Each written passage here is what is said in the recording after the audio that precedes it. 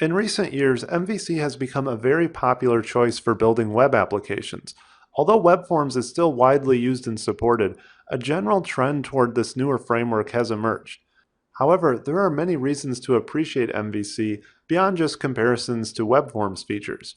MVC is powerful, extensible, and embraces modern web design patterns. The MVC pattern is naturally split into three loosely coupled layers that really correspond well with how the web works. The view is what the user sees and interacts with.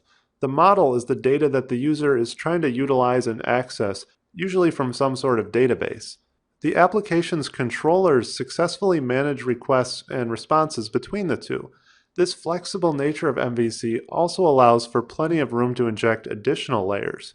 For example, it's simple to add a service or repository layer between the controller and model, or to add front-end frameworks onto the view, such as Angular, Knockout, or even alternate view engines. MVC differs from Web Forms by embracing the stateless nature of web applications. The framework does not offer high-level abstractions over HTTP requests. In fact, its entire pipeline is built around directly mapping requests to methods on the controller. View state and convoluted page lifecycles are gone, instead replaced by a request lifecycle. This cycle elegantly allows the request to sort of flow through the application as it generates a response. The flexibility of MVC extends into more specific components of the framework as well.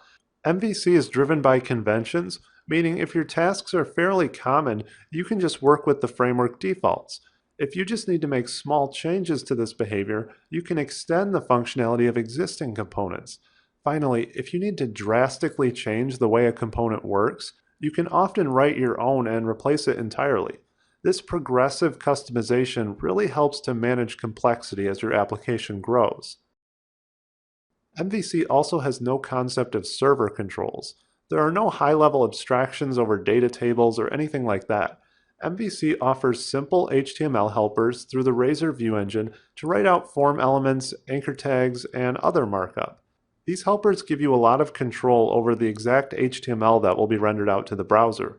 They also help to streamline tedious low-level details like making sure your anchor or form tags generate the correct URLs for your app's location. MVC is also not an event or page-driven framework, but rather action-driven. HTTP requests are matched to methods based on routing rules and naming conventions, rather than based on click events from the user or what files might exist inside of a folder directory.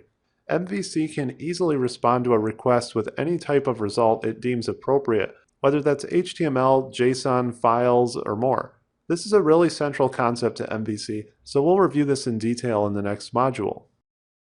Modern design patterns such as unit testing and dependency injection also work really well with MVC.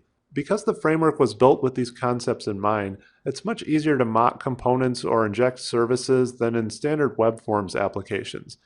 MVC also has strong support for web service type functionality, which makes sense since it's very closely related to the Web API platform also offered by ASP.NET. Another compelling aspect of MVC is that it sits on top of the larger ASP.NET framework. This means we still have access to features like session, modules and handlers, built-in security options, routing, and more. Over the last decade, the team behind MVC has been able to see what has worked and maybe what hasn't with ASP.NET, and then take advantages of components that are still valuable today. So now that we've discussed the two frameworks at a high level, let's quickly review the more specific topics that we'll be covering in this course.